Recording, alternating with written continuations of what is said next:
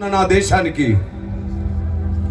ఇంకొకసారి బలంగా అర్థమయ్యేటట్లు చెప్పాల్సిన సమయం వచ్చిందని, అపార్థమైన క్రైస్తవ్యాన్ని తిరిగి అర్థమయ్యేటట్లు చేయాల్సిన భారం మనందరి మీదే ఉందని, ఎలాంటి విషయాల్లో క్రైస్తవ్యం అపార్థమవుతుందో మీ అందరికీ స్పష్టంగా నిన్నటి రోజు వివరించి చెప్పాను.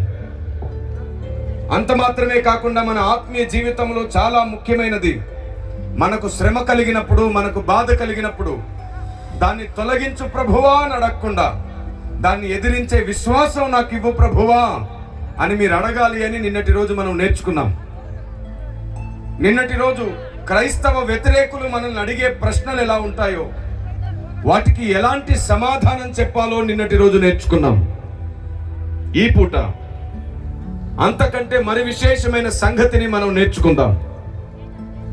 క్రైస్తవుడు భక్తిలో ఎదిగాడు, క్రైస్తవుడు ఆత్మీయంగా కూడా ఎదుగుతున్నాడు.